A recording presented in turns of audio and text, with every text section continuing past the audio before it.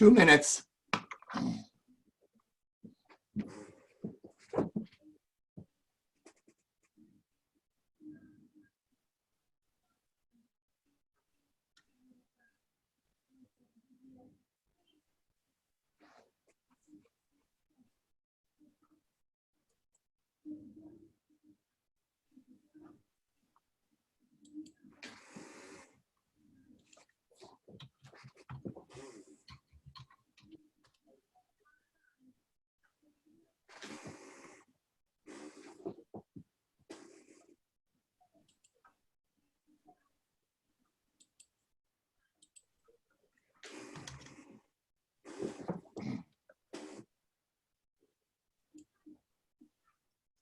We're going to start in 1 minute.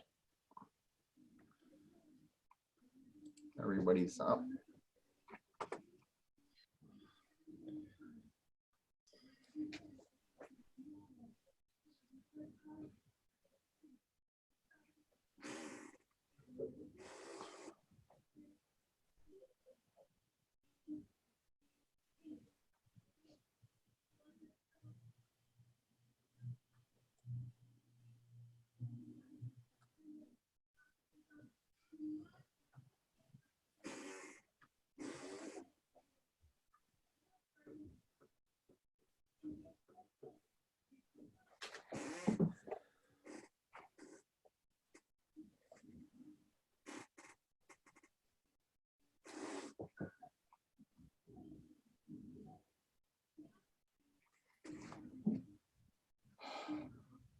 Okay, good morning. Good afternoon in the Middle East. I hope everyone is well and safe. I'd like to welcome you to the first Princeton Review El Jamiat webinar series. We have 5 universities today: Marymount, University of Tulsa, Marquette, University of Kentucky, and Virginia Tech. Each one will be giving a 5-minute presentation on their schools and admissions. And then after the presentations, we will be doing a question and answer. I will be moderating the question and answer. We will not be using chat. We'll be using the question and answer feature on Zoom. I would first like to introduce Pradeep from the Princeton Review. He will start off the presentation on a brief description on testing and what's going on with that. Pradeep? Yes, thank you, Joseph. Hello, everyone. My name is Pradeep Singhal. I work as Regional Manager for Scopeless, the Princeton Review in Middle East.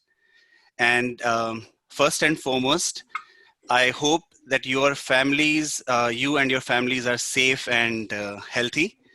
I am delighted to join this webinar today to share the impacts of COVID-19 on the standardized tests and how to prep smarter in these difficult times.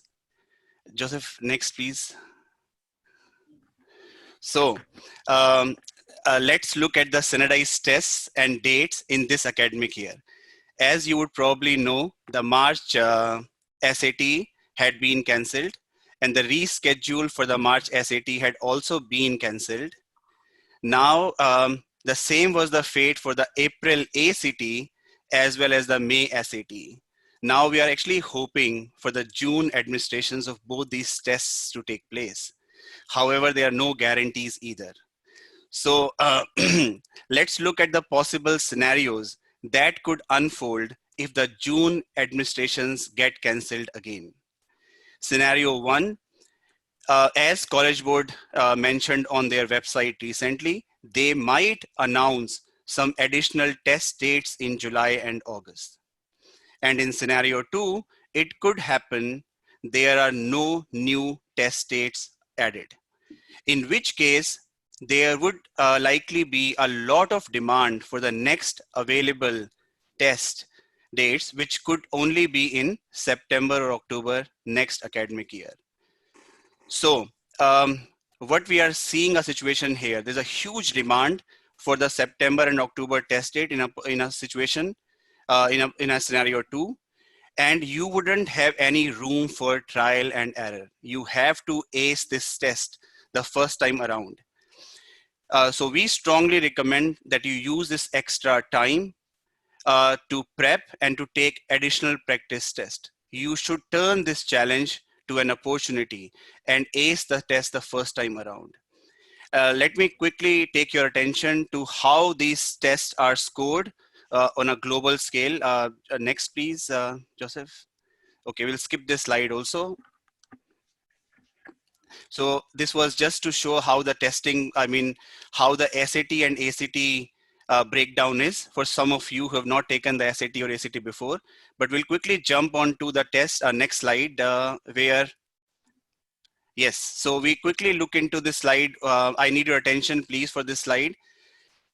If you know, there are around 4 million test takers globally for SAT and ACT each year. So we have around 2 million test takers for SAT, or approximately the same number for ACT. This is how, and now these 4 million test takers, when they are taking the SAT or ACT exam, this is how they are placed on a bell curve.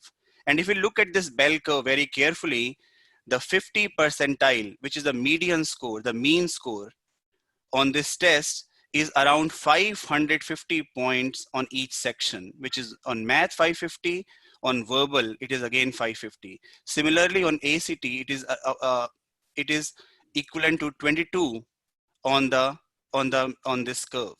Now, if you really want to stand out from this pool of test takers, you have to really work on outshining these scores to a higher percentile.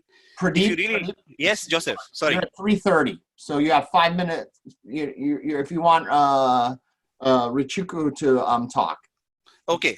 Oh, amazing. So yeah, I'm quickly ending it up now. So if you really want to stand out on your application, you must try to ensure that your scores are above 84 percentile. Look at above 84 percentile, which is a score of 640 on SAT on each section. And that puts you into top 16% of people applying this test globally. So for admission officers, again, our fellow colleagues are also here, you have better chances. You are standing out of the mob, and you have better chances to be visible, and your application is easily, approachable for every admission officer. I leave the call to my colleague, Ms. Ruchika. She's taking over from here to brief you about the admissions process and how we do it here in Middle East. Yes, Ruchika. Ruchika, please.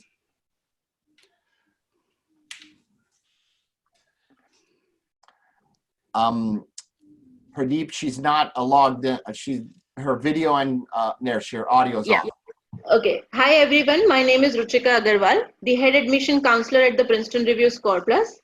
I will touch base on what colleges are looking at in the application and what should be your timeline. So let's see what colleges admissions are about. Joseph, next slide. Fine. So first is grade grades. Grade grades in an individual high school years with a cumulative good GPA is very important. Second is grade scores. Achieving high scores in standardized tests like ACT or SAT, AP, SAT subject 2 are very important. And last but not the least is the great extracurricular activities. Selecting colleges, considering selective colleges consider students who are not only having great grades and great scores, but also have great extracurricular activities. Now have a look at the components of a well-rounded application. Next. Joseph, next slide. Yep. Sorry. It's okay. Sorry. So high school GPA and standardized test extracurricular activities, which we have already covered in the last slide. The rest are your essays or personal statement or letter of recommendations. Be sure to write essays which showcase your leadership skills, your unique talents, or your passion for a desired program. Stay in touch with your teachers, keep them well informed on your timelines to submit your recommendations. Next. Now, what all things you should do in what time frame? Let's have a look to it. Work on your grades and extracurricular activities in your freshman and sophomore years. Take PSAT to achieve good SAT score in your sophomore year. Continue working on all these activities in your high school junior year and take SAT and ACT in your junior year itself. Finalize your college list by the end of your junior high school year and start writing the essays. Take out other standardized tests like SAT subjects, AP or TOEFL, and then submit your application either in early decision or early action. Plan well to submit well-rounded application. Next. So how we can help you? We will be going to find out the best fit colleges for you based on your overall profile. We create the application strategy for each college you are looking to, and we'll also keep a track on the application deadlines and the timelines we prepare for each college. Essays are the most important aspect of your application because they will help you stand out from the students having profiles similar to you. Brainstorming sessions with the students and parents help us to develop the best possible essay content. We also help the student to figure it out who should be the recommenders from the teachers. They will going to give an edge to your application. Last but not the least, the most important factor, achieving maximum scholarship is always our target, so that parents should not have to spend, or they have to spend the minimum possible cost on their kids' education. I'm proud to say that 4 out of 5 students at Princeton Review gets into their desired college. Thank you for listening me. Being an attendee to this webinar, you can available opportunity to having one-on-one counseling session with us to evaluate your profile and to guide you on the next step. Please drop an email on acs@score plus to schedule this session. And if you are interested in registering for free diagnostic test, you are having these email IDs based on the place which you are in, and you can drop an email and you will receive an email to register for the free diagnostic test. Thank you so much for listening. Thank you, thank you. The next we have Miss Anna David from Marymount University, my hometown of Arlington, Virginia. Anna, please start. Thank you, Joseph. Hi, everyone. I also hope that this webinar is finding you well and safe at home. Thank you for tuning in. My name is Anna David with Marymount University, located in Arlington, Virginia. Joseph, we can go to the next slide.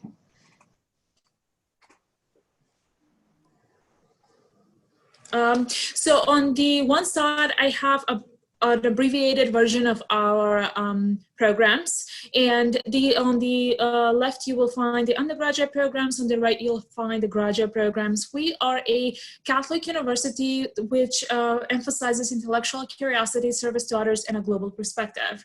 We are a small school of about 3,300 students. About 2,200 are undergrad and 1,100 are graduate students coming from 45 states in the US and over 70 countries. So when we go on the next slide, you will see that for such a small school, we are quite diverse. And this has been recognized by these rankings in the past couple of years as the #2 university in the South for best foreign factor, best ethnic diversity. So that really gives you the idea that for a small school, we're quite diverse. And Joseph, we can go to the next slide to talk about. So a few things about Marymount. We have over 11 athletic NCAA Division III sports. Our classes are pretty small. About 17 students is the average ratio.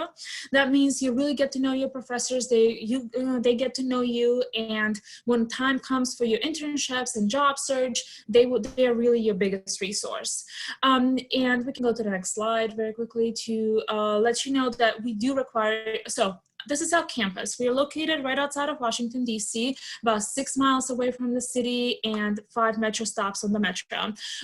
That's our main campus in Arlington. And then on the right side is our Ballston Center, which is about 2 miles down the road from the main road that you see on campus. And it's this really downtown looking like area. The first building you see is our Ballston Center that houses our School of Business and Technology, our graduate admissions, our Starbucks, and a few other things. And then the building right behind it, you see it is our Rixey building, which is an apartment style residence hall. It is available to our upperclassmen and graduate students. But freshmen and sophomores still live on main campus. The closest metro station is about 2 blocks away from the building you see here. And we have a shuttle from our main campus to the Boston Metro that runs every 15 minutes. Joseph, I think we can go to the next slide. We require all our students to do an internship, at least one, but there's no excuse for not doing more than just an internship. International students can work on campus. And these are some of the companies that our students intern and then get jobs at. Being in the DC area, they really take advantage of all the companies, the government, federal agencies, the contracting companies, everything that's here. And you may have heard that Amazon is building their second headquarters in Arlington, bringing over 25,000 jobs in over the next 5 years. So every student, international students included, have to complete one internship in order to graduate. So that's one of the biggest things that we have. And then we can go to the next slide. And so this is my final slide. For admission, we do require an application, high school transcripts, English proficiency, the TOEFL, IELTS, or Duolingo as of recently. SAT and ACT are optional for students with 3.0 GPA or above. One letter of recommendation, and the essay is optional. The tuition and fees are listed here. These are for undergraduate students. If there are any graduate students, I'm happy to talk about that later as well. And there is my contact. Thank you so much for your attention. Thank you so much, Anna. That was great. Next up, we have Mr. Steve Lanier from University of Tulsa. And Steve, take it away. All right, good afternoon and good evening. It's a pleasure to speak with you. Hope you are doing well. We're doing quite well here. We got beautiful weather here in Tulsa, Oklahoma. The University of Tulsa is located in the city of Tulsa. It's the 43rd largest city in the United States, and we're located just 10 minutes from downtown with lots of activities, restaurants, museums, concerts. Okay, next slide.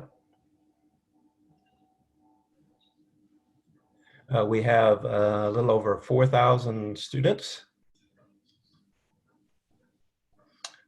including 3,200 undergraduate students. They come from 43 states, 60 different countries. You can see that 97% of our students find jobs or go on to graduate study within 6 months of graduation. We have small classes. Average class size is 21, and we have one canine ambassador, and that is Goldie, the golden retriever. Next slide.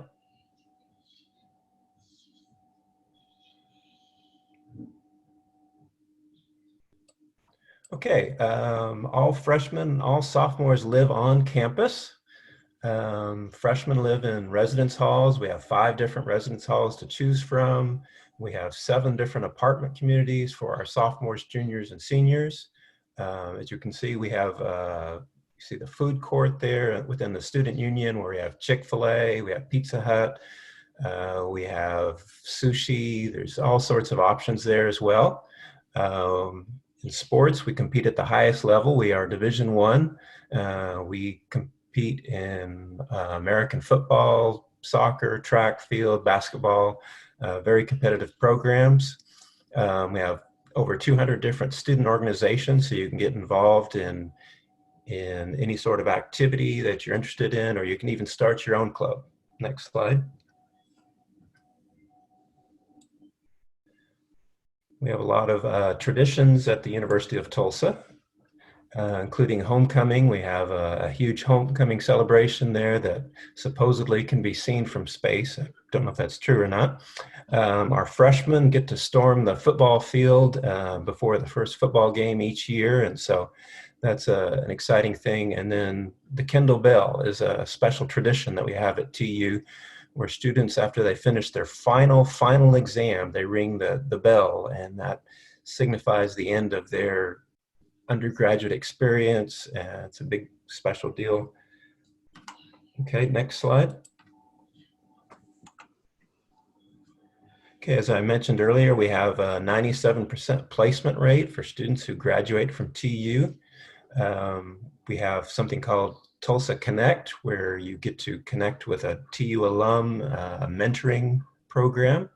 And then you can see our students are very successful once they do graduate. average early career salary of $58,000, mid-career salary of $104,000. Okay, next slide.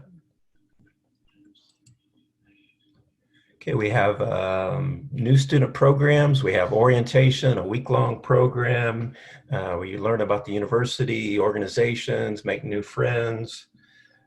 We prize research at TU, and so we have something called the Tulsa Undergraduate Research Challenge. And so undergraduate students can pursue funded research as early as their freshman year. We do millions of dollars worth of research every year. Community service, our students have given back to the community. Not just students, but our staff and faculty also participate. That more than 78,000 hours of volunteer hours. And of course, internships are available. Next slide. Okay, we are in the city of Tulsa as a greater metropolitan area of nearly 1 million people. We have professional sports, baseball, soccer, Tulsa Tough. We have ice hockey. We're located on the river. We have the gathering place, which was named by U.S. News as one of the best new places to visit in 2020. We have all sorts of art facilities, museums, art crawl, Filbert Museum, Gilcrease Museum, music. We have the BOK Center, big time concerts, Taylor Swift, Ariana Grande, you name it, Brady Theater, Kane's Ballroom, all sorts of different opportunities. Next slide.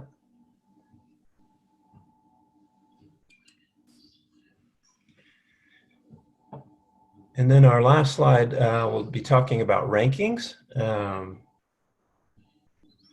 We have, of course, listed here Kiplinger's, Fisk's Guide to Colleges, Forbes ranked us financial grade of A, Wall Street Journal, military friendly. We also have CEO World Magazine ranked us as the world's best petroleum engineering program. So we have excellent programs in the sciences and in business.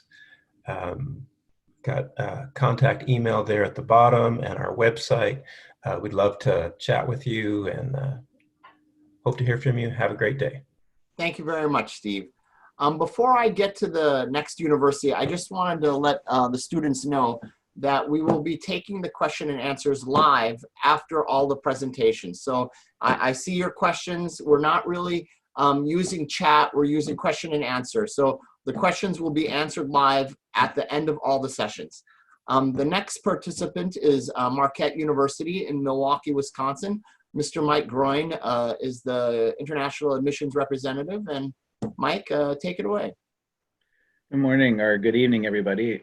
Greetings from Marquette, and like my colleagues, I want to wish you and your family a healthy day, and I hope you're all doing well. Next slide, please.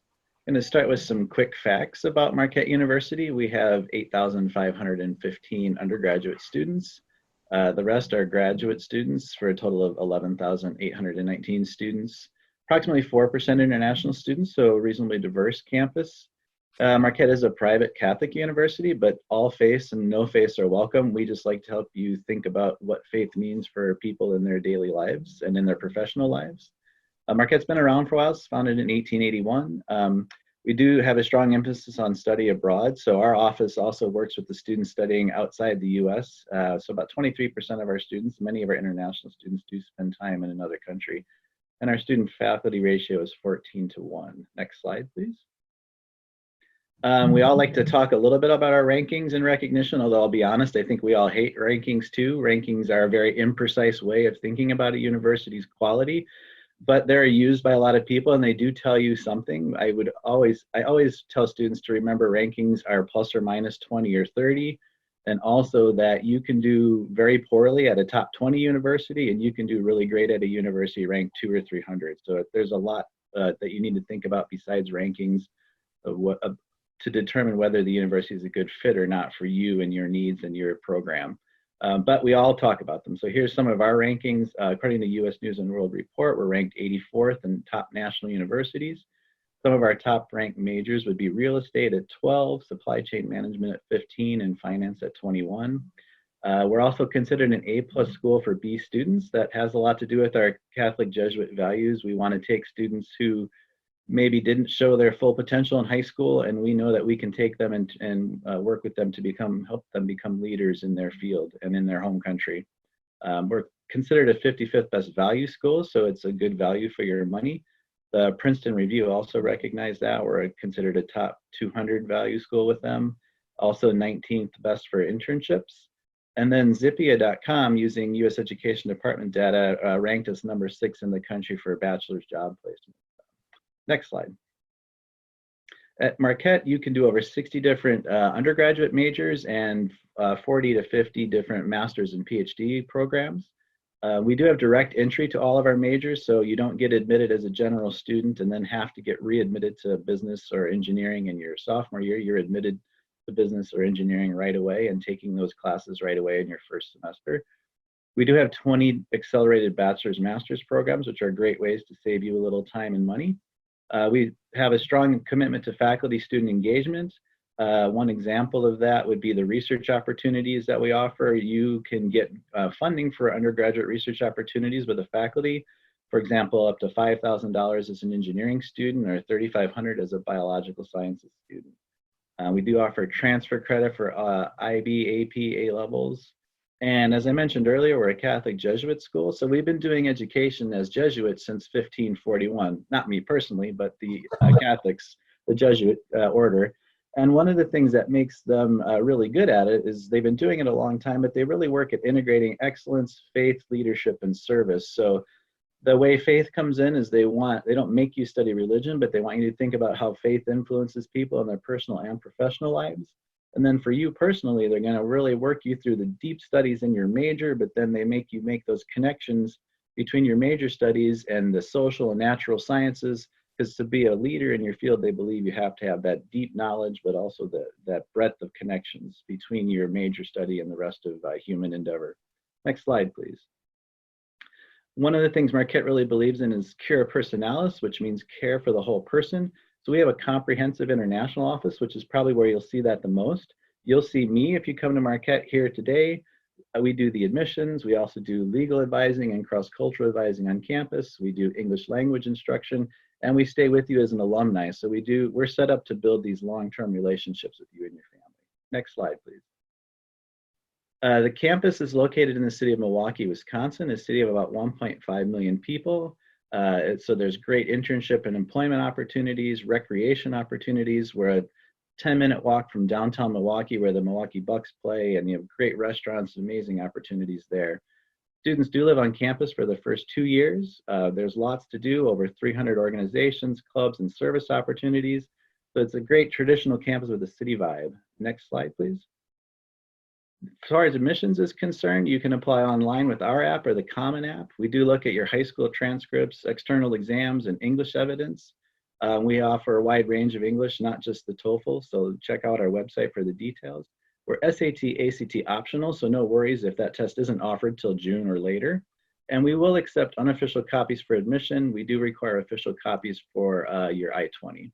And the deadlines are on the website. We'll skip those now. Next slide, please. As far as costs are concerned, the tuition is $44,970, but almost all of our international students do get scholarships. So what you end up paying is in the middle of the screen, somewhere between $26,970 and then $32,970 at the high end. Like all schools, you have to add in your, when you're doing your financial planning, your room and board costs and your personal expenses and your books. Our estimates for those are 12-month estimates. Next slide. Contact information if you have any contacts. Thank you very much for your time today. Looking forward to the question and answer. Thank you very much, Mike. Next, we have Mr. Landon from University of Kentucky in Lexington, Kentucky. Landon, please take it away. Thank you. Hello, everyone. Thank you for joining us today. I hope everyone is staying safe and healthy. As Joseph mentioned, my name is Landon, and I'm here to talk to you about the University of Kentucky. Next slide. So some quick facts about the University of Kentucky. The University of Kentucky is a public research university founded in 1865. It's ranked by the U.S. News and World Report as one of the top universities for international students in the United States. It's located in Lexington, Kentucky, and we offer more than 200 academic programs. Since we are a comprehensive research university, we offer everything from undergraduate bachelor's degrees to doctorate, and of course, all professional programs as well, med school, dental school. We're one of the only campuses in the United States with all the graduate and professional schools on the same campus. So for those of you who might want to study a professional career such as medicine or dentistry, or a graduate program, after one convenient thing is that after you finish your undergraduate degree, you won't have to go to a different university. You can stay right on the same campus in the same city. The University of Kentucky is also ranked number 60 among all public universities in the United States and 132 among both public and private universities in the United States and 330 best global universities in the world. Next slide. As I mentioned, the University of Kentucky is located in Lexington, Kentucky, also known as the horse capital of the world. Lexington, Kentucky is also consistently ranked as one of the safest metropolitan areas in the United States. So of course, as an international student, it's always great to know that you are going to be living and studying in a safe city, and Lexington definitely has that to offer. It's also one of the best places for recent graduates. It has the local jobs around the city and the region offer some of the highest salaries with the lowest cost of living. So of course, when you're looking for professional internships after you graduate, or perhaps a long-term job, that's always a huge benefit. Next slide. We have a very vibrant student community. We have over 1,800 international students at the University of Kentucky and over 500 student organizations and clubs. So it's very easy for international students to integrate themselves into the student community and get involved, whatever your interests are, sports, gaming and esports, cultural activities. These are things that we have all year round for all students to get involved in. Another thing is we do pair you up with one of our international ambassadors whenever you come to the university. These are people that you can contact to ask questions about, and they can show you around campus and really help you feel comfortable at your new university in the city of Lexington, Kentucky. Next slide. And then of course, the Big Blue Nation. The University of Kentucky hosts some of the best college sports teams in the United States. So for all of you basketball fans especially, or soccer, American football fans, we have all the sports that you can imagine. We compete at the highest level, Division I. And I always tell people that when you think of a traditional US experience with a stadium of 10,000 students and fans yelling at the top of their lungs, this is it. If you are looking for that true one-of-a-kind American college experience, you need to be at the University of Kentucky. Next slide. We also offer various scholarships for our international students. We have our Bluegrass Spirit Scholarship, which is an academic scholarship. This scholarship starts at $8,000 per year, but goes up to $12,500. You can see that there's a minimum GPA and minimum SAT or ACT score to qualify for these academic scholarships. If you check the box on your online application, you are automatically considered for these academic scholarships. So especially if you are taking the SAT or ACT, I highly encourage you to check that box and be considered for those academic scholarships, as they are very generous. We also offer a diversity scholarship for our international students that starts at $5,000 but can go to as high as $15,000. There is no minimum SAT or ACT score to apply for that scholarship, but they do require that you at least have taken it. And then lastly, we have our International Ambassador Scholarship. So our International Ambassador Scholarship starts out at $3,000 per year, but goes up to as high as $16,000 per year. And for the International Ambassador Scholarship, it is not required to have an SAT or ACT. It is not an academic scholarship. This is about involvement, personality, character. And this is a great opportunity for you to represent your country and your culture at the University of Kentucky and be involved in our international student community. So if you are that type of person, I highly recommend that you apply for our International Ambassador Scholarship. Next slide. The undergraduate admissions process is a pretty standard process. You can complete the online application at the University of Kentucky website or through the common application. There's an application fee, and then you'll see a list of required documents. And then of course you have to show a bank statement with proof of funds of at least $46,500. So $46,500 is the estimated cost for the 2020 academic year. But it is important to know that you do not have to provide proof of funds until you are admitted and receive any scholarship awards. So I highly encourage you to apply to the university, apply to all of the scholarships, including the International Ambassador Scholarship, and see what you may get awarded. And then you only have to provide proof of funds for whatever remains. We are test optional for international students for the vast majority of our programs. So if you do not have the SAT or ACT, no problem, but you will need an English proficiency exam, and you can see all the minimum scores and requirements on the University of Kentucky International Admissions website. Next slide. If you have any questions about our academic offer, all the degree programs, all the international student activities, our scholarships, the academic scholarships, or the International Ambassador Scholarship, you can find this information, as I mentioned, on the University of Kentucky International webpage. You can also email us directly at our international email, contact us through Facebook, through WhatsApp. Also on our international admissions webpage, we have a live chat with our international ambassadors. So this is a great opportunity for you to speak directly with our international students and ask them any questions about the university, their experience, what they love about it. They also have some blogs they have written and posted on this international webpage that you can read as well. So thank you for joining us. And again, please contact us if you have any questions. Thank you. Thank you, Landon. Thank you very much. Last but not least is Mr. Tyler Oxley from from Virginia Tech at Blacksburg, Virginia. Tyler. Thank you, Joseph. Good afternoon, good evening. Thank you all for joining us. My name is Tyler Oxley. I am from Virginia Tech. Virginia Tech is a large public comprehensive university located in Blacksburg, Virginia. Blacksburg is a rural community. It's kind of out in Southwest Virginia. It's about a 4 to 5 hour drive or so from the Washington, D.C. area. Virginia Tech was founded in 1872, and we are a large comprehensive university. Joseph, can you go to the next slide, please?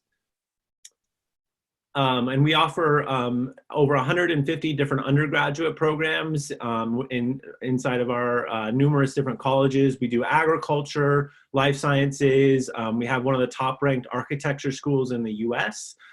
We also probably are most known for our engineering school. We offer over 15 different undergraduate degree engineering programs, everything from computer science to mechanical engineering, aerospace engineering, and things in that area. And then we also do have a very large liberal arts and human sciences. If you're looking to do international relations, political sciences, languages, some of the more liberal arts type programs, we have really strong opportunities there. And then we also do natural resources and environment studies. So looking at forestry, environmental sciences. If you enjoy being outdoors, Blacksburg is a great place to come and study. We're up in the mountains. There's numerous different hiking trails, fishing, biking, whatever it is you like to do outdoors. There's numerous opportunities there. And then we also do have a fantastic College of Business, the Pamplin College of Business. Has a number of different, traditional business programs like finance, marketing, accounting, things like that.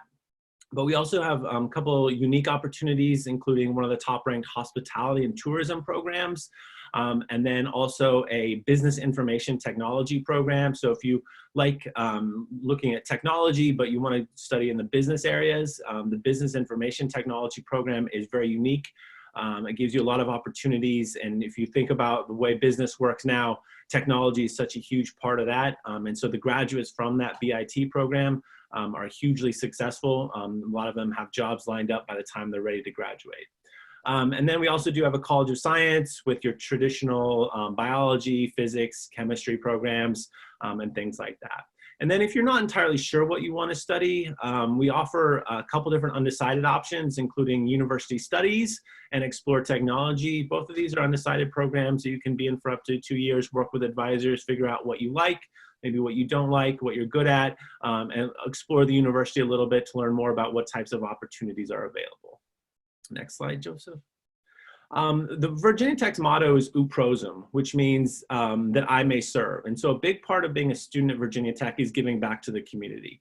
And so, you know, there's numerous ways that students give back, whether it's through local volunteering organizations, Habitat for Humanity, things like that, or national events like the American Cancer Society's Relay for Life events.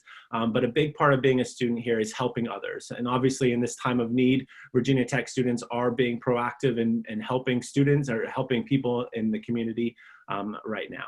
Next slide, please. Virginia Tech challenges its students to go beyond the boundaries of a normal study plan. And so we focus a lot on experiential learning, making sure students have opportunities outside the classroom. We are a Carnegie Tier 1 comprehensive research institution. And so a huge part of it being an undergraduate student at Virginia Tech is taking advantage of the numerous research opportunities that are available.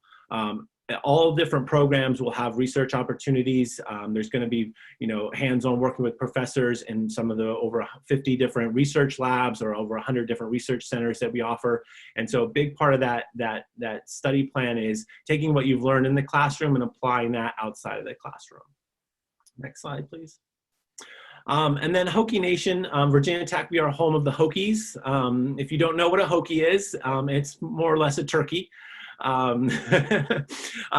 It's our mascot, but you know, being a part of the Hokie Nation, being a student at Virginia Tech is a fantastic opportunity to learn from over one of the 4,000 international students or over from the 32,000 students that are studying here on campus. We focus a lot on making sure students are happy while they're studying here. And so we have one of the top ranked food and dining facilities of any college campus in the country. We have over 900 different clubs and organizations for you to get involved with. And so whatever it is you like to be doing outside the classroom, there's going to be plenty of opportunities for you to meet new people, to try new things, and to get involved in the campus community. Next slide, please. And so admissions process, you know, we look at basically two different things in the admissions process. We're going to look at your academic side of things. And so the academic side can include your grades from your high school, your academic rigor, what types of classes have you taken. We'll look at your language scores, your TOEFL, your IELTS, things like that. Then we can also look at your ACT or your SAT scores. Those are optional for international students. So you're not required to submit a test score, an ACT or SAT's test score. But what we're looking for in the admissions process is that you challenge yourself, that you take classes that are, you know, the most difficult classes that you can take at your high school. You're not just, you know, taking all the easy classes so you have a high GPA. But on the other side of things, in addition to the academic side, we're going to look at the personal side of things. What are you doing outside the classroom? Are you volunteering? Are you working? Are you involved in clubs and organizations? Your personal statements are extremely important in how we review. Earlier on, it was mentioned that you need to work on your personal statements, and that's very true at Virginia Tech. We do place a large emphasis on your personal statements in the review process. Next slide, please.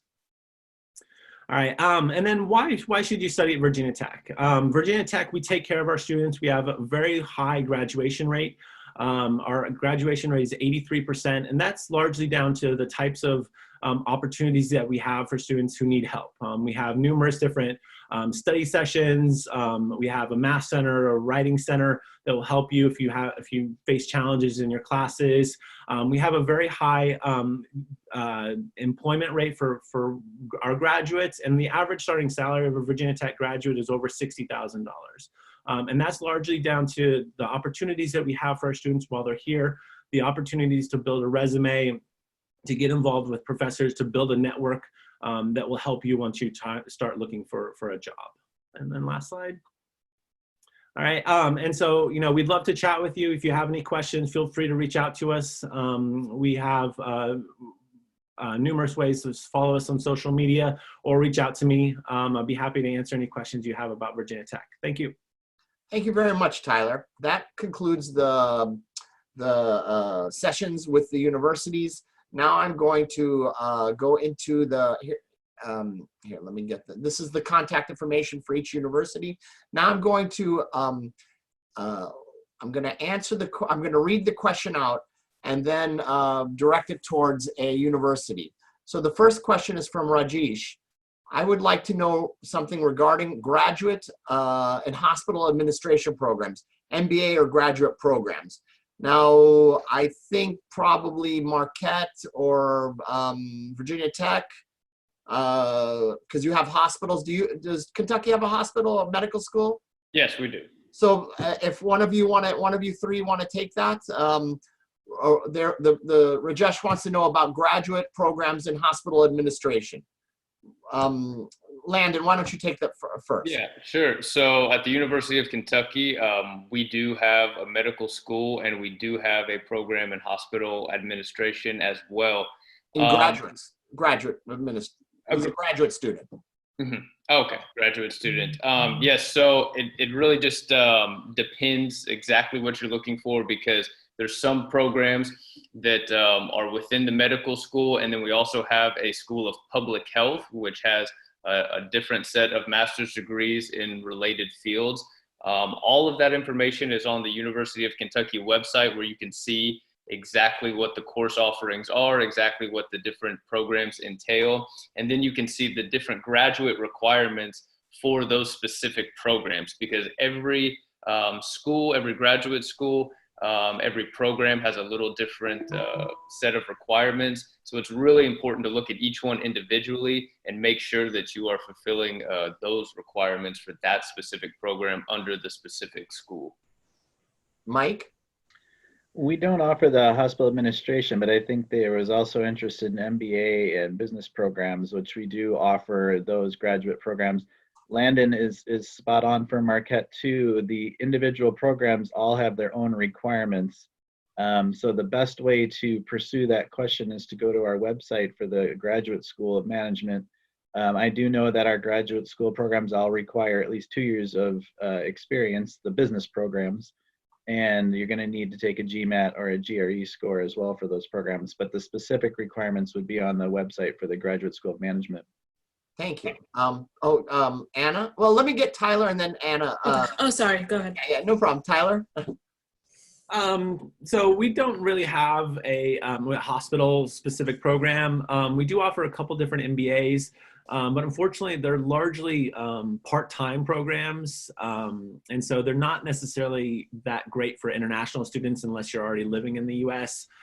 So I think Anna, maybe if you want to add on to that. Anna? We do have a healthcare management program, a master's, and then we have a dual degree MBA with healthcare management as well. And so similar, each one of them has their own programs. For the dual program, you do have to get in both of them. So check out our website. Okay. The next one is, I'm looking forward to joining a computer engineering. They're basically asking, what exams do I take? I study Indian curriculum and have taken the SAT once. So they're looking for a computer engineering. What universities offer? I think all of you offer computer engineering. So Steve, why don't you start this one off? Sure. At the University of Tulsa, for international students, SAT is optional. However, we do encourage students to submit SAT. We offer a major in electrical engineering. We also offer a degree in computer engineering. And of course, for all of our students who study engineering, we look very closely at your math grades. So you need to have a strong background on mathematics. But yeah, that's basically it. Okay. I'm just going to go down the line. Landon, Kentucky? Yes, so at the University of Kentucky, we also offer computer engineering, and it is the same in the sense that we are test optional for international students as far as being admitted to the university. But if you do not have the SAT or ACT, in order to meet the math requirements, then you will be required to take a math placement exam once you arrive at the university, and then start in pre-engineering, right? And pre-engineering is essentially just a group of courses that you will need to take and pass with a minimum GPA, a minimum grade point average, before fully being admitted into the computer engineering program. So it's just a different way to start the program if you do not have the SAT or ACT, but it is a very common pathway to get into the computer engineering program. So those would be my two recommendations. One, take the SAT again, obviously submit the scores if you have them. If not, there's always other things you can do to start at the university and then enter the computer engineering program after your first year. Mike at Marquette? We do offer those programs, and we are SAT optional. So if you're not able to take it or didn't like your results, you don't have to submit them. We do, as somebody else mentioned already, look very closely at your math and your science grades, especially for engineering. And so you're going to have to show strong performance in those classes. Without an SAT score, you'd have to show a little bit of extra strong performance in those areas. But we're really focusing in on that, the work you've demonstrated so far in your high school courses. And if you're in the Indian system, we're also looking at your standard examination results. Okay. Tyler? Yeah, just kind of echo what has been mentioned already. Strong math and science grades. SATs optional. Generally, if you do submit an SAT, we're going to be looking for a 675 or higher on the math section. But really don't place too much of emphasis on the SAT scores. We'll look more at your academics and your personal statements, whether you're applying to engineering or business programs. It doesn't necessarily matter. Anna? Hi. Oops. Yes, we don't have a computer engineering program, computer science, cybersecurity, but not computer engineering. Okay. All right. Thank you. So the next question is, here, let me go. Do you all of you, I'm sure, offer scholarships? So everything is based on the criteria. Each individual university has their own criteria for your scholarship. So yes. Does one person want to answer that? I mean, this is always a question we get at fairs. And does one person want to kind of give a general answer for everybody?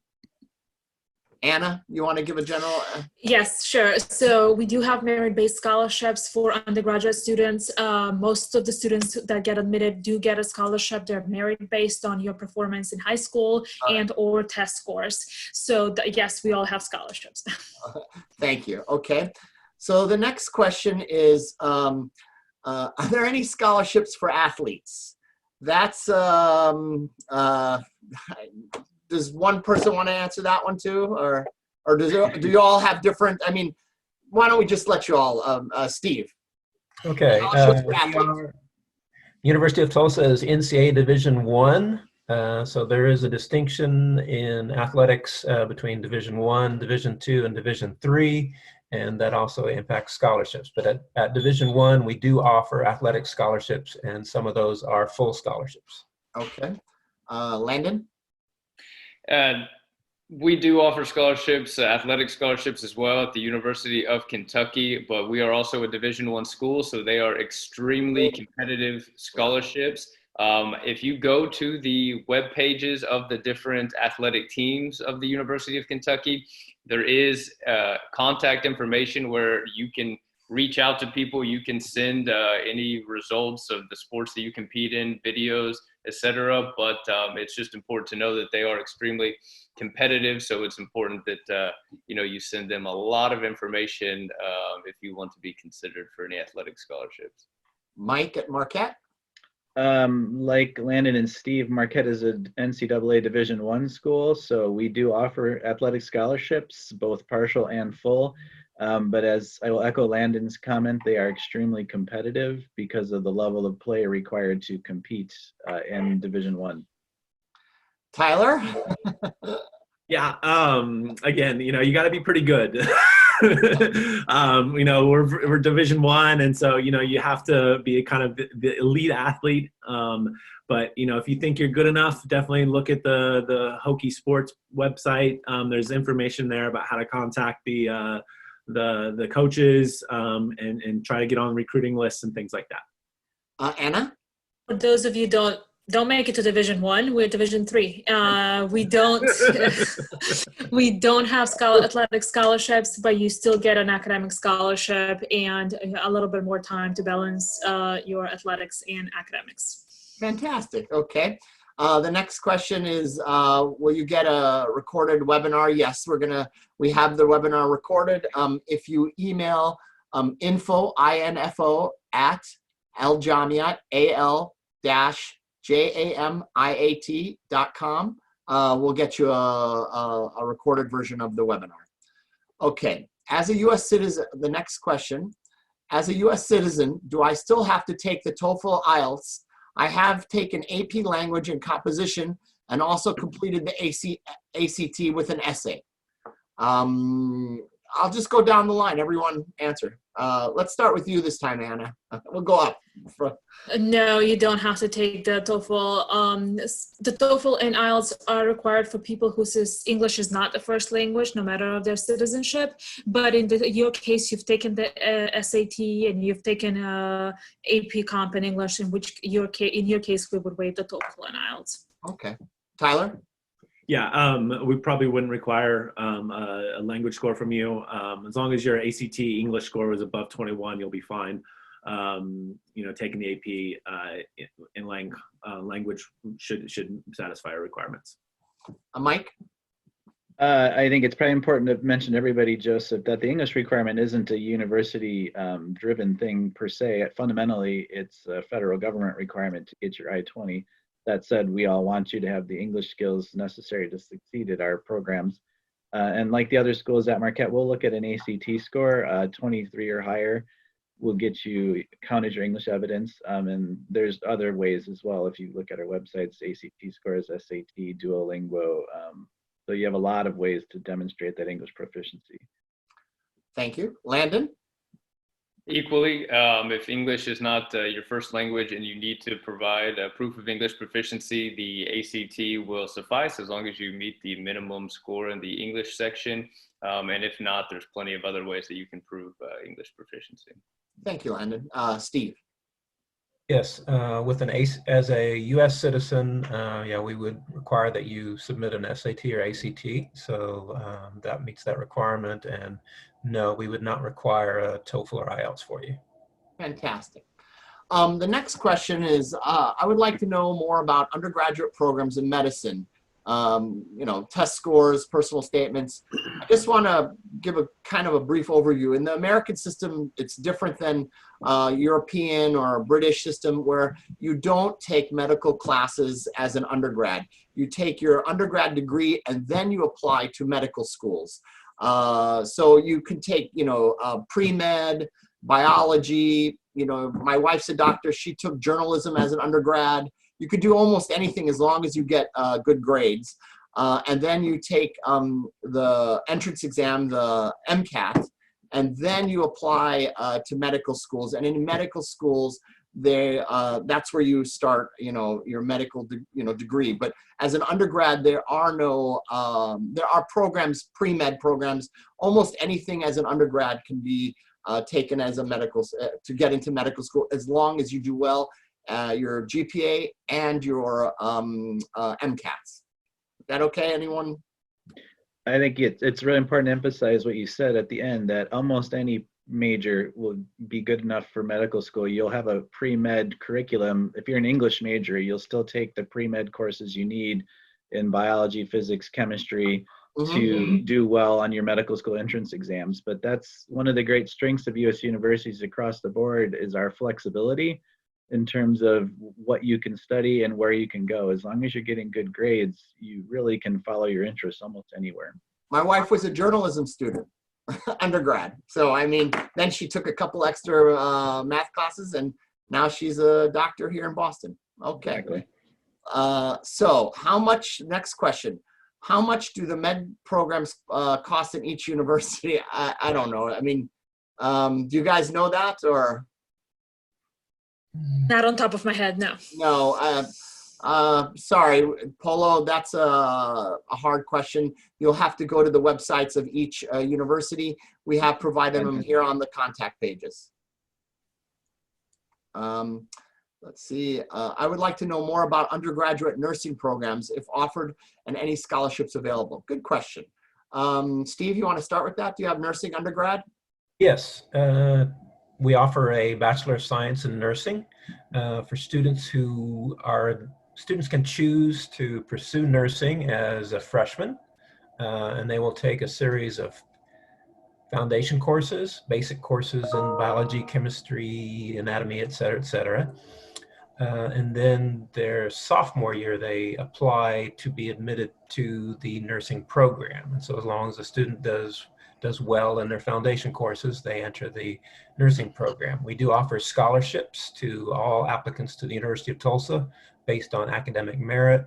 Those scholarships range from $5,000 up to a maximum of $20,000 per year, renewable 4 years, again, based upon academic merit. Okay. Landon?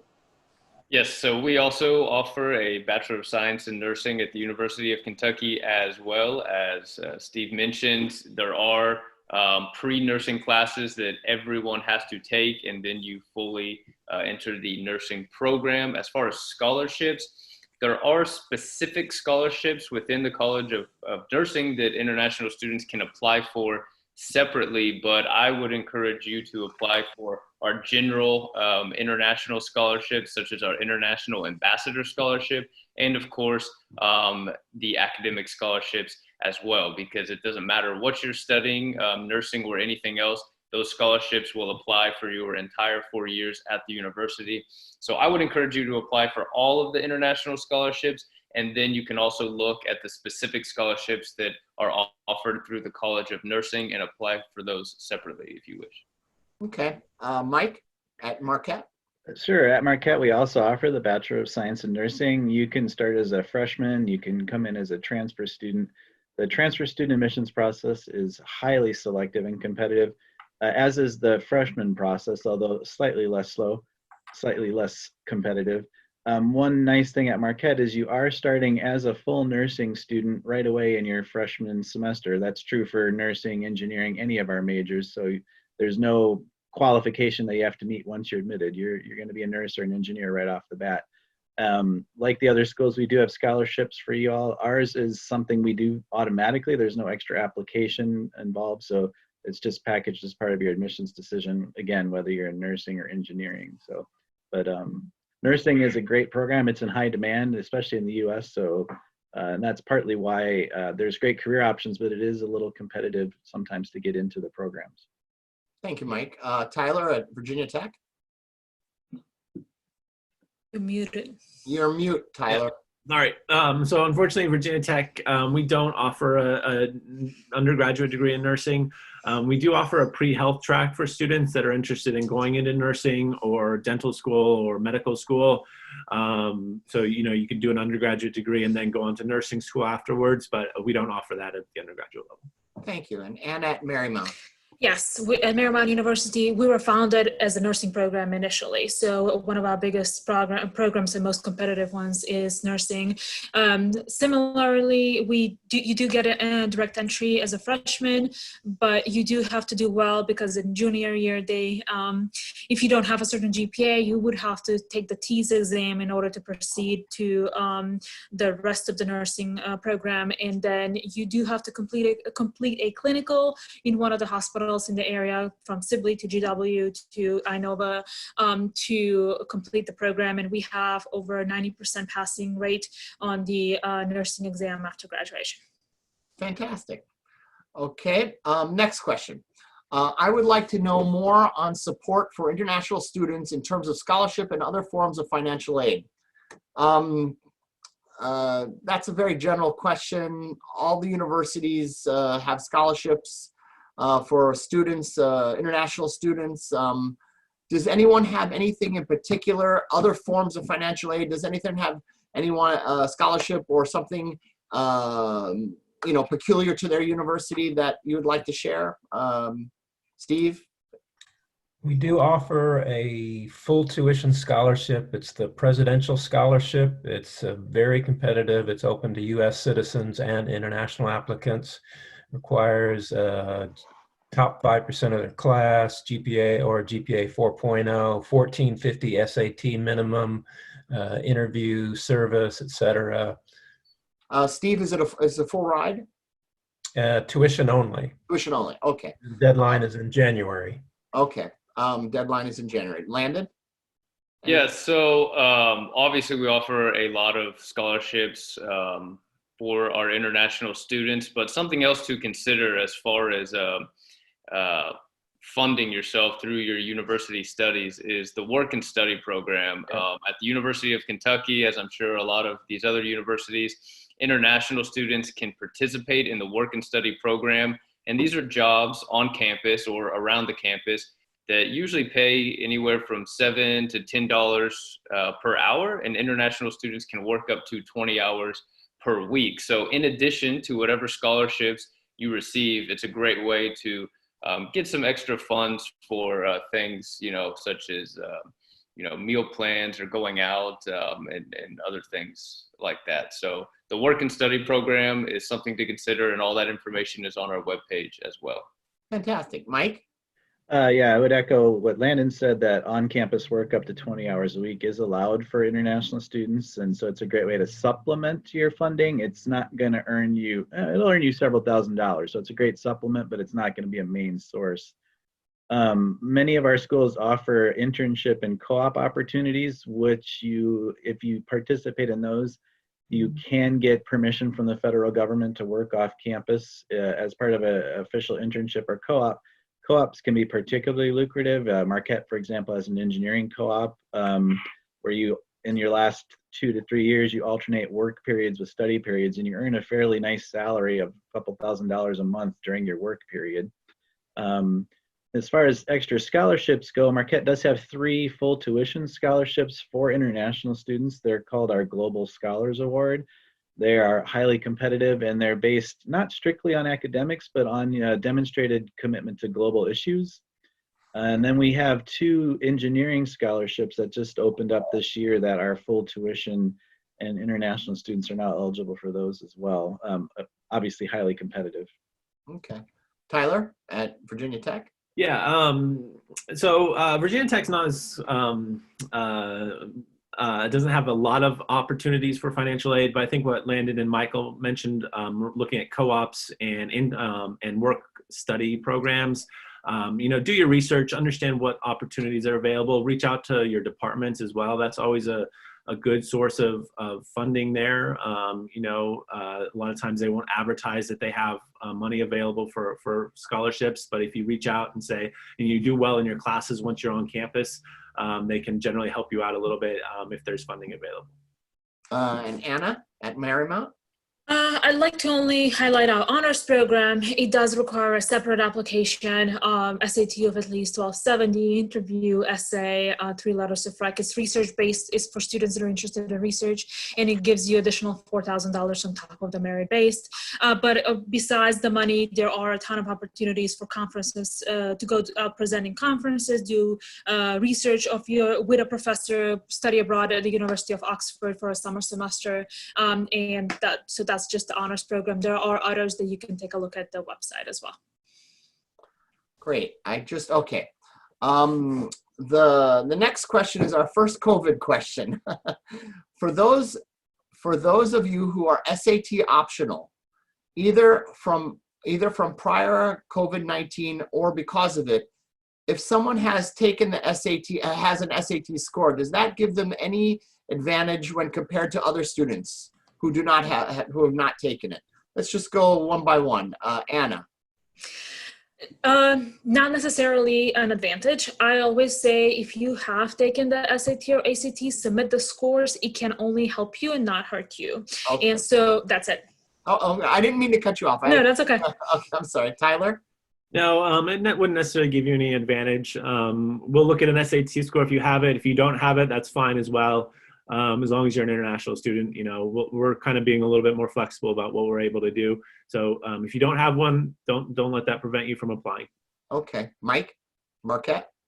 Yeah, Marquette's been SAT optional since before the coronavirus pandemic. And as to whether or not you should give us one, it really is a relative decision. We do a holistic decision for all of your data points. So it's one more data point, but if your academic performance is way up here and your SAT, you can see it's down here. At Marquette, at least, you probably don't want to give it to us. But it works the other way too. If your academic performance is maybe a little more on the margin and your SAT or ACT is strong, then it can help you and you should consider submitting it. Landon at Kentucky? Exactly. I would echo what Michael just said. I can't say that it would give you an advantage over other students, but again, if you have a competitive SAT score, it could give your application an advantage. So again, we're test optional, but if you think that it would help your holistic application review, then yes, you would be encouraged to submit your SAT. And Steve at Tulsa? At Tulsa, SAT and SAT are optional for international applicants. But certainly if you have a really strong score, then you're welcome to submit that. We're happy to consider it. There's no guarantee though that it will put you ahead of other students. Okay, thank you. Next question, I think I'm going to answer. What were the 2020 IB scores that were admitted into the med schools? IB is an undergrad, correct? It's a high school thing. So med schools in America don't accept IBs. You have to finish again. Paulo, you have to finish the undergrad admissions or undergrad degree and then apply to medical school separately. So IB scores really only pertain to undergrad admissions. Okay. Do anyone have masters in pharmacy or research, and how long is that program? I don't know what, do all of you have pharmacy, or so Tyler you don't, so Marquette you do? So I'm going to just go Steve, Landon, and Mike. Steve, so do you have a master's in pharmacy? No. And research, and okay, so no. So Landon. So yes, the University of Kentucky actually has a great school of pharmacy. We have a great graduate program. As far as the details, I don't really represent the graduate school and the School of Pharmacy, so I'm not quite sure with all the requirements and all the research that they're involved in. I know they have it all listed on their webpage, on the University of Kentucky website. But I do know that we for sure have one and that they are very highly ranked, so I highly encourage you to visit the pharmacy webpage on the University of Kentucky website. Okay, and Mike. Marquette has, we work with the Medical College of Wisconsin, which used to be part of Marquette and spun off many years ago. So we have an early assurance Pharm MD program it's a 3+3 program. So you do your bachelor's degree at Marquette and then you move on to the Medical College of Wisconsin. If you make the right grades, you're guaranteed admission. That's a very, very competitive program, I do have to add. Okay. Next question. I would like to know if there are transfer credits for IB in other colleges. Marquette mentioned transfer credits in their presentation. Do all of you have IB transfer credits, or, I mean, do you accept transfer credits for IB? Okay. Yeah, Virginia Tech does. You know, you have to generally look at HL subjects for the most part, but you know, if you get scores of 5, 6, or 7s, you can earn significant transfer credit. Yeah. Anna? Same thing. Mike? Yeah, same. Landon? Same. Yep. And Steve? Yes, 32 credits. Okay, well, that was easy. I would like to ask about Bachelor of Nursing. We went over that. I think it was Landon and Mike has Bachelors of Nursing, and Anna at Marquette, or Marymount, I'm sorry. Okay, let's get, okay. Okay, to the Catholic universities, you said, as you said, you're a Catholic university. Will Catholic students get any special consideration? No. No, Oh. no, okay. No, but we do have a Catholic high school scholarship for students that do graduate from a Catholic high school. They get additional $2,000 per year. Okay. Yes. On the academic front, we're, dare I say, agnostic about your religious affiliation when it comes to admissions. we do, like Marquette has a scholarship. If you went to a Jesuit high school, we do have a half tuition scholarship for those graduates. Okay. Next one. I would like to know about scholarships specific for pre-med. That's just a general, because that's an undergrad program. You would apply general to the general scholarship pool, correct? Yes. And yeah, okay. So that's just general undergrad. Then the next question, who provides a physician assistant course or degree? Do all of you, or Steve, do you have, at Tulsa, do you have a physician assistant degree? We have a joint program with the OU-TU School of Medicine, but it's limited to U.S. citizens and U.S. permanent residents. Okay. Oh, okay. Landon? Yes, under the University of Kentucky School of Medicine, we do offer that program. Okay. But that's an undergraduate program, correct? Well, they do have, I believe there is a graduate portion of the program, but they do have an undergraduate pathway into that graduate program. Because they didn't specify if it's undergrad or graduate. Mike? Marquette does offer a physician assistance program too.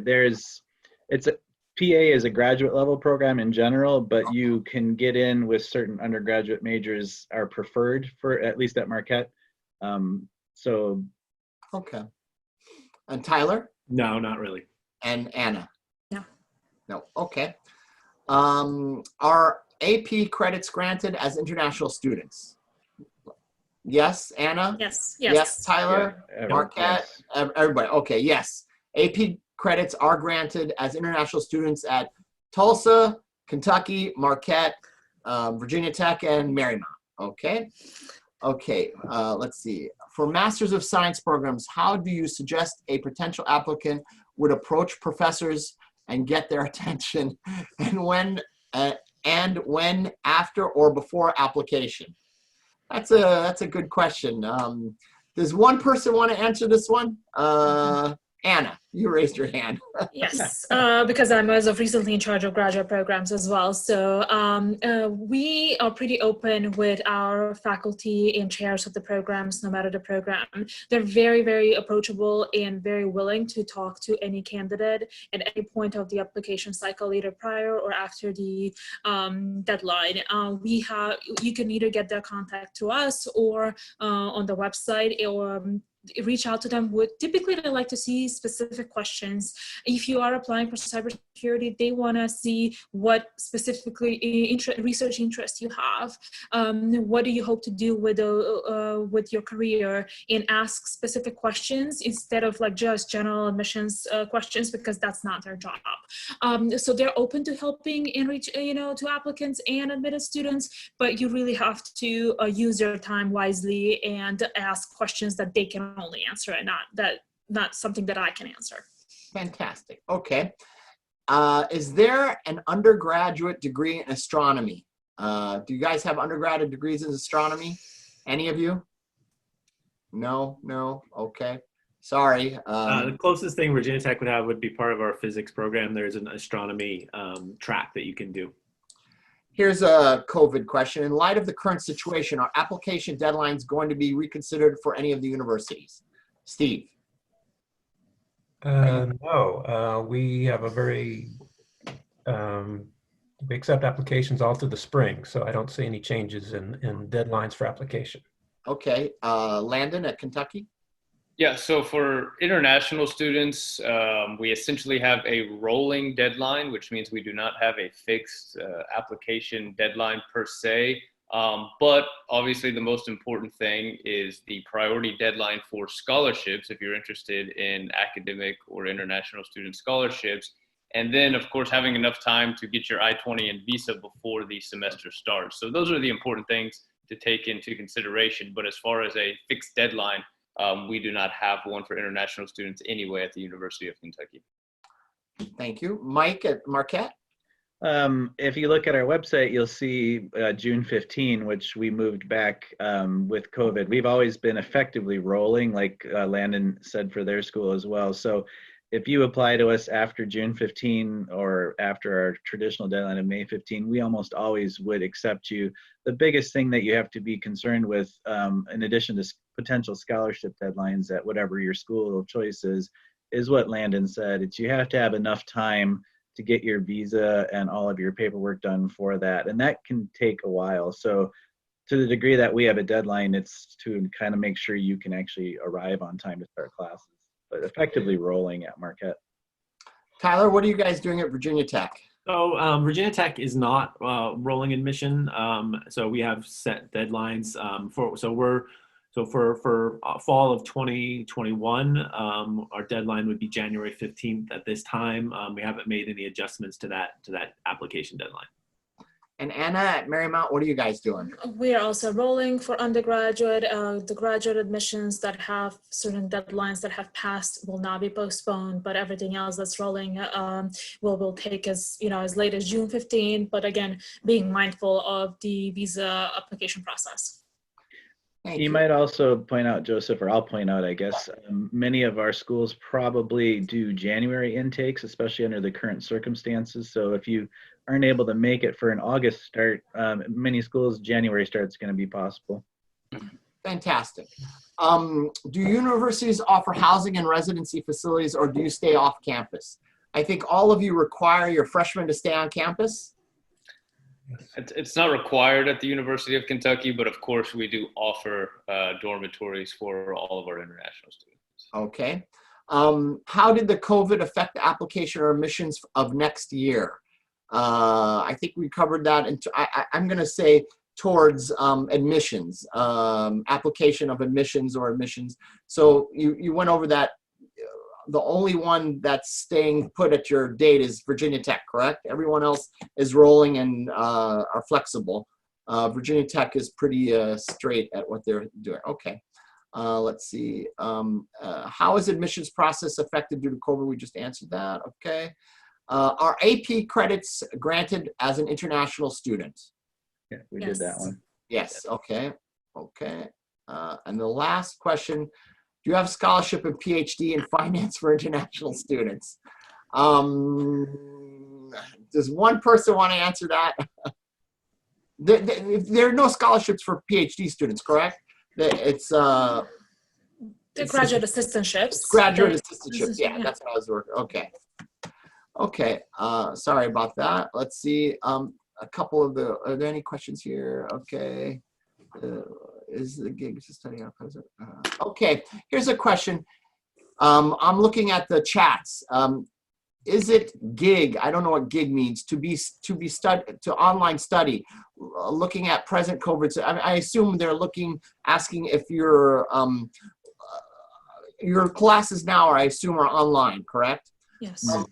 Let me just ask you a hypothetical question. What happens? Do you have any contingency plans for the fall? If this continues and it's a bad situation, let's say by June, do you have contingency plans to do online for the fall semester, or what do you have? What are your plans, Steve? Yes, we're reviewing the case. The administration is reviewing the situation day by day, and we expect to make decisions about the fall. By June, I would think we would be able to make that decision, and if so needed, then the fall could be online. But right now, we're planning to have in-person classes. In-person class. Okay. Landon? Yeah, same thing. The university leadership, of course, has these contingency plans. If necessary, they will allow even international students to enroll fully online for the fall semester. And then, of course, international students can defer their acceptance for the fall semester to the spring, which they can usually do anyway. So that's always another option as well. Thank you. Mike?